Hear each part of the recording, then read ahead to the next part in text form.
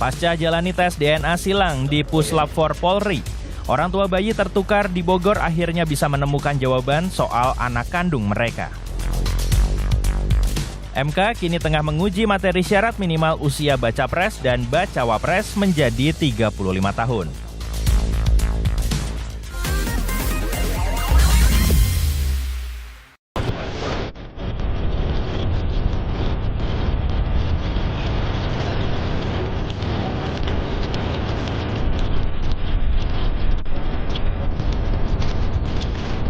Konten kreator yang terkenal melalui channel YouTube Emak Gila ditangkap polisi karena diduga promosi situs judi online di 2 kanal YouTube-nya. YouTuber berinisial IL ini ditangkap di rumahnya di Bandung. Polisi menyebut keuntungan YouTuber Emak Gila dari mempromosikan judi online cukup fantastis, hingga ratusan juta rupiah. Pemeriksaan kepada yang bersangkutan bahwa yang bersangkutan sudah melakukan kegiatan ini dari bulan Januari sampai dengan bulan Juli, lebih kurang. Dia melakukan endorsement judi online di 6 alamat web ini, yang mana hasil keuntungan dari yang bersangkutan secara bertahap mendapatkan keuntungan 15 juta, 50 juta, hingga di total lebih kurang 395 juta. Akibat perbuatannya, YouTuber Emak Gila terancam hukuman 6 tahun penjara. Knalpot nanti emak mau bikin sendiri langsung ke pabriknya guys, biar sesuaiin speknya. IL, kreator konten di channel Emak Gila, kerap membuat materi bertemakan otomotif. Channel Emak Gila bahkan sudah memiliki 1,4 juta lebih subscriber. Dan akhirnya sekarang emak order lagi. Belakangan sejumlah artis disorot karena diduga mempromosikan konten ilegal seperti judi online dan juga trading ilegal. Lalu, siapa sajakah mereka? YouTuber Ferdian Paleka ditangkap polisi atas tuduhan mempromosikan judi online di media sosialnya. Paleka ditangkap di sebuah indekos di wilayah Sukajadi, Kota Bandung pada Mei 2023. Konten kreator asal Bandung ini ditangkap karena kedapatan mempromosikan judi online melalui channel Paleka TV sejak Maret 2022. Ada 2 situs yang dipromosikan. Situs ini memuat permainan judi seperti poker, kasino, togel, hingga judi slot. Dari endorsement situs judi online tersebut, Ferdian Paleka meraup keuntungan hingga 600 juta rupiah. Atas perbuatannya, Ferdian terancam pidana maksimal 6 tahun penjara. Pada tahun 2021 lalu, seseorang bernama Laura Aprilia Bakara melaporkan Shandy Aulia ke Polda Metro Jaya atas kasus dugaan mendistribusikan dan mentransformasikan judi online melalui media elektronik. Laura Aprilia Bakar merupakan salah satu pengikut di media sosial Shandy Aulia. Sandi akhirnya diperiksa polisi terkait laporan tersebut. Usai menjalani pemeriksaan selama 4 jam, Shandy Aulia mengaku tidak ada pembelaan mengenai masalah ini. Ia menyerahkan seluruhnya kepada pihak kepolisian. Lalu klarifikasi juga mengenai kasus endorse dan yang jelas kita kooperatif dan biar proses yang berjalan dengan sebagaimananya yang baik. Berapa pertanyaan tadi Kak? Berapa ya tadi ya? Kurang lebih 13. Sebelumnya polisi juga sempat memeriksa Laura sebagai saksi. Pelapor juga telah melengkapi barang bukti terkait link akun judi online yang dipromosikan oleh Sandi. Nama Nikita Mirzani juga beberapa kali dilaporkan ke polisi terkait situs judi online. Tahun 2019 lalu, Nikita dilaporkan terkait dugaan mengiklankan situs judi online di akun Instagramnya. Nikita Mirzani dilaporkan oleh 2 pria yang mengaku sebagai advokat, Daniel Heri Pasaribu dan Andi Rudin Lumban Gaul. Di tahun 2017, Nikita juga terlihat ikut mempromosikan bisnis judi online. Nikita Mirzani bahkan menjelaskan tentang isi website game judi online dan mengajak pengikutnya untuk mengunjungi lapak itu.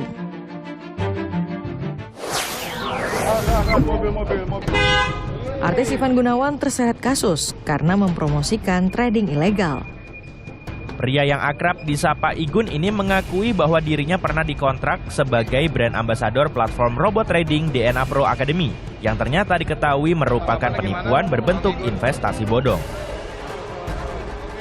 Menurut Ivan, ia dikontrak selama 3 bulan untuk mempromosikan aplikasi tersebut senilai 1 miliar rupiah. Namun, ia menegaskan hubungannya dengan DNA Pro hanya sebatas hubungan profesional.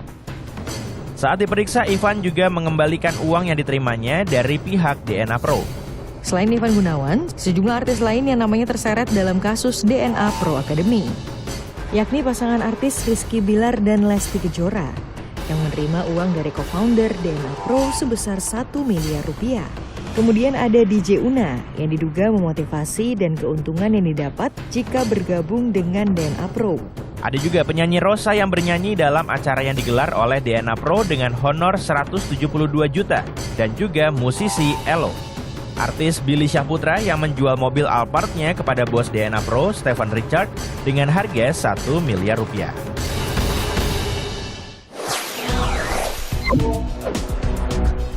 Pasangan artis ini terseret dalam kasus penipuan investasi trading binary option Quotex yang menjerat Doni Salmanan. Hal ini bermula saat Doni Salmanan datang ke pernikahan Rizky Bilar dan Lesti Kejora. Kali itu, Doni memberikan amplop tebal yang diketahui berisi 10 juta rupiah. Kang Doni luar biasa tuh, baik banget tuh. Kita baru kenal. Unboxing ya. Kita baru kenal, baru silaturahmi Kang Doni. Kang Doni nuhun. Nuhun pisannya. Sayang. Ya, enggak. Bukan. Tahu, dengar dulu. Seru. Dari pas dia salaman, Kang Bilar, ini saya nitip sesuatu. Dia kalian amplopnya. Amplop coklat. Dalam negeri. Kalau Kang Doni cinta dalam negeri. Jauh dulu. Rizky Bilar juga mengaku mengenal Doni Salmanan sebelumnya dari seorang teman. Dan pada saat akan menggelar resepsi pernikahan, Bilar pun mengundang Doni. Pada Maret 2022, Doni Salmanan ditetapkan sebagai tersangka kasus penipuan dan pencucian uang melalui aplikasi Quotex. Polisi menyatakan Doni adalah afiliator yang bertugas untuk merekrut orang agar mau bermain di aplikasi yang berkedok sebagai aplikasi perdagangan itu. Polisi akhirnya memeriksa Bilar dan Lesti. Rizky Bilar menyatakan telah mengembalikan seluruh uang pemberian Doni Salmanan yang jumlahnya 10 juta rupiah. Ketika tadi saya ditanya oleh penyidik, beliau mengatakan bahwa keterangan DS mengatakan saya hanya menerima 10 juta. Lalu saya pastiin lagi sama istri dan dia ternyata hanya 10 juta, tidak sampai 20 juta.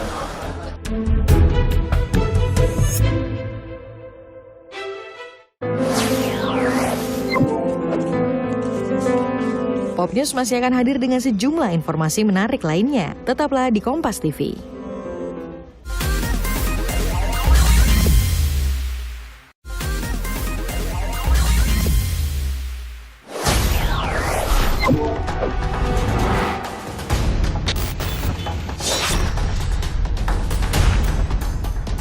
Kepastian soal bayi yang tertukar di rumah sakit di Bogor mulai menemui titik terang. Orang tua beserta 2 bayi yang diduga tertukar sudah menjalani tes DNA silang di Puslap 4 Polri di Sentul, Jawa Barat. Tes DNA dilakukan melalui swab liur kepada bayi, ibu, dan ayah kedua belah pihak. Perjuangan menguak kasus bayi tertukar ini dilakukan Ibu Siti Maulia untuk menjawab kecurigaannya. Perjalanannya memang tak mulus, apalagi pihak keluarga lainnya sempat menolak untuk dilakukan tes DNA. Biar meyakinkan hati saya sama perasaan saya sama feeling saya, si bayi yang ada di depan saya ini bayi saya atau bukan. Makanya saya meminta maksa ke rumah sakit untuk melakukan DNA.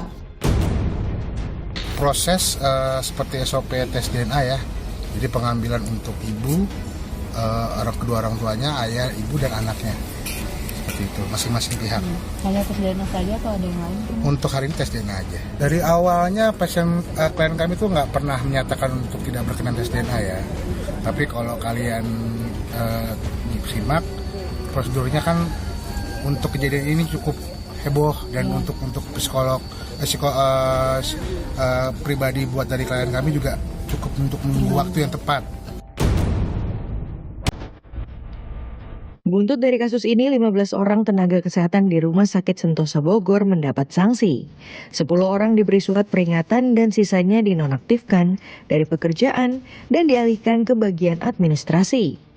Para perawat mengaku membuat 2 gelang saat kelahiran bayi Nyonya D dan Siti Maulia. Namun kedua gelang itu hanya tertulis satu nama, yakni nama Nyonya D. Atas peristiwa ini, kedua ibu yang terdampak wajib mendapat pendampingan psikologis. Attachment bonding ini 1 tahun bukan waktu yang pendek. Mungkin buat orang lain 365 hari itu waktu yang pendek. Tapi untuk membangun satu relasi, apalagi ini dari bayi yang baru lahir, itu tidak mudah. Kalau tiba-tiba harus direnggut bahwa ini bukan anak saya, ini bukan anak saya. 1 tahun bukannya waktu yang singkat. Proses bonding atau ikatan emosional antara ibu dan anak pasti sudah terjalin dengan erat. Berdasarkan hasil dari laboratorium forensik Puslapor Bareskrim Mabes Polri, yang dimana ditemukan memang fix 99,99%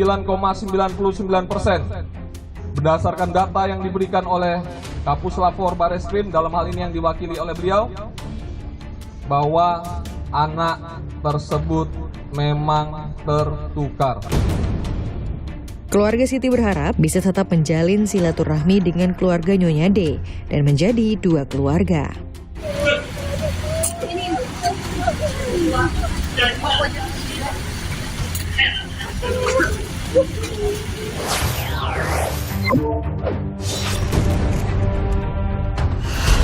And I'm representing West Java. I believe women are multifaceted.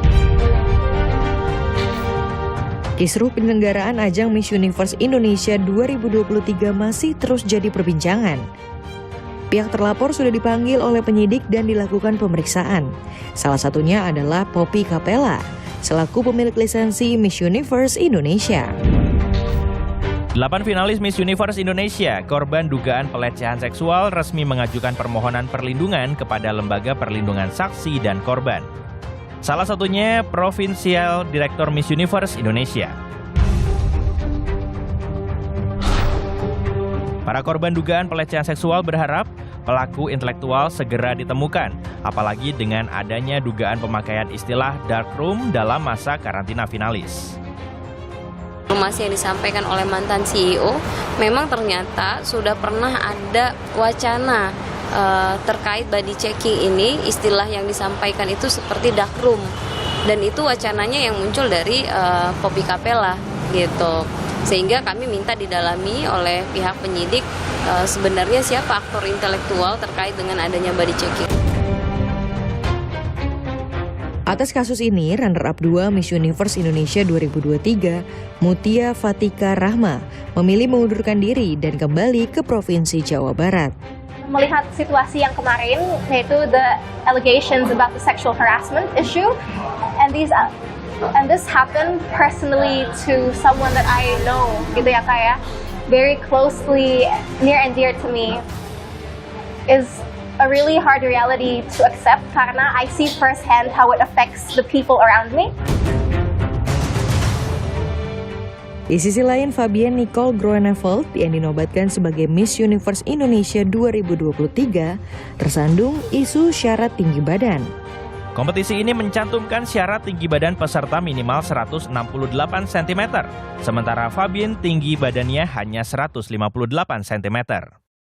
Namun mendadak syarat tinggi badan minimum dihapus dengan alasan untuk menjaga integritas kompetisi lokal dan mengakomodasi semua pemenang dari tingkat provinsi.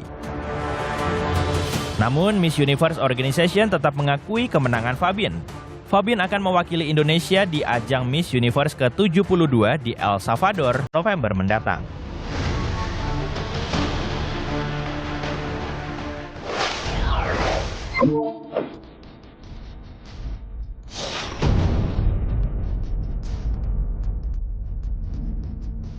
Umurnya belum cukup.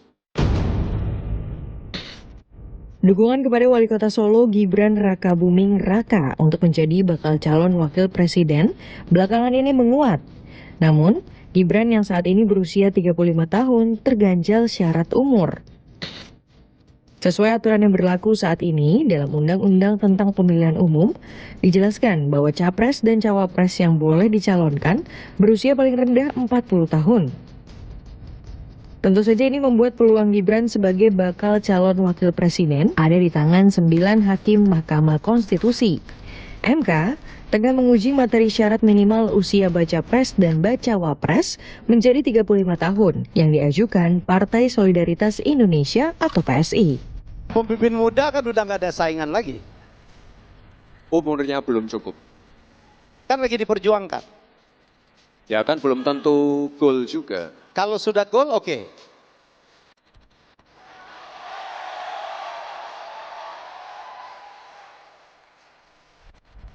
Takutnya nanti nggak ada yang milih. Total ada 9 gugatan di MK terkait Undang-Undang Pemilu, mayoritas soal usia capres-cawapres. Dari 9 gugatan, 3 diantaranya dalam proses sidang, sementara 4 baru registrasi dan 2 lain masih menunggu registrasi. Sebagian besar gugatan mempermasalahkan batas usia minimal calon presiden dan wakil presiden, tetapi ada pula yang menggugat soal batas usia maksimal. Secara umum mempersoalkan usia, tapi beragam-ragam petitumnya itu. Ada yang minta 21, 25, 30, 35, dan seterusnya. Kalau yang maksimal usia berapa? Kalau di permohonan yang bisa kita baca, teman-teman juga bisa baca, saya kira ada 70 tahun ya. Sementara itu, gugatan terbaru meminta agar seseorang hanya boleh menjadi calon presiden sebanyak 2 kali dan usia kandidat dibatasi maksimal 65 tahun. Gugatan ini bisa menjegal Prabowo yang sudah 3 kali ikut Pilpres dan kini berusia 71 tahun.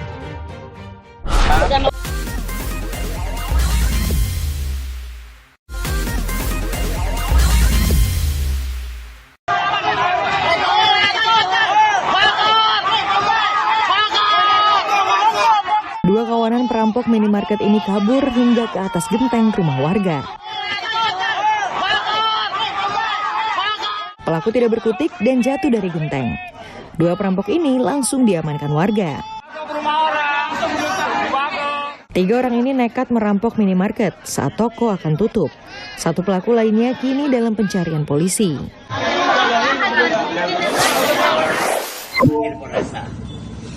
Jangan tanggung ngepanggil ya. Kalau ontang-ontang ngepanggil, nanti aku ribut sama kau. Panggil Polresta. Pria yang mengaku ketua SPSI ini terus-menerus memaki penjaga toko karena tidak diberi uang Rp500.000. Kau lihat nanti kalau nggak paling susah kau bikin. Pria ini bahkan nekat menantang penjaga toko untuk memanggil Kapolresta Medan hingga Jatanras. Tunggu aku nanti datang sebagai ketua SPSI. Pelaku telah diamankan polisi. Dalam pengakuannya saat kejadian pelaku di bawah pengaruh alkohol. Keluar kau perempuan, gak mungkin kupukul. Masih banyak yang lawan arah. Tempat kejadian perkara masih saja banyak yang lawan arah. Para pengendara motor ini masih saja nekat melawan arah di Jalan Raya Lenteng Agung, Jakarta Selatan. Padahal, sehari sebelumnya, di lokasi ini terjadi kecelakaan di mana sebuah truk menabrak 7 pemotor yang melawan arah. Masih banyak yang lawan arah. Tempat kejadian perkara masih saja. Para pemotor yang melawan arah beralasan karena jalan putar balik yang terlalu jauh.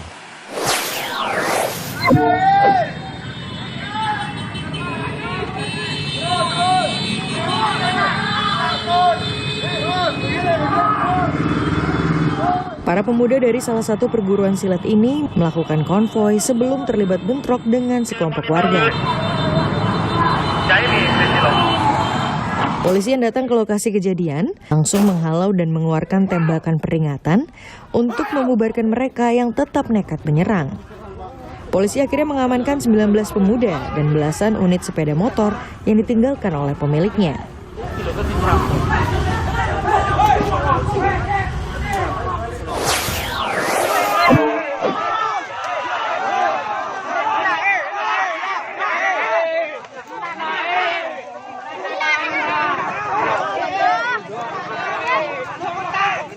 Warga di Desa Bajur, Kabupaten Pamekasan ini tengah mengarak pencuri motor lintas kabupaten.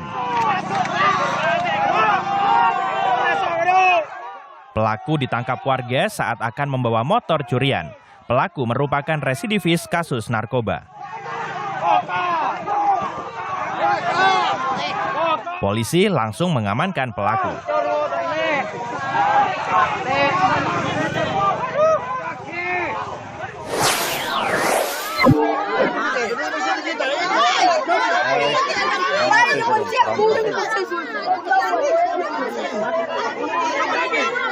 Seorang residivis tewas usai ditangkap polisi di Jalan Tinumbu, Bontoala, Kota Makassar. Keluarga yang tak terima akhirnya bentrok dengan aparat Polrestabes Makassar. Jenazah lalu dibawa ke Rumah Sakit Bayangkara Makassar untuk diotopsi.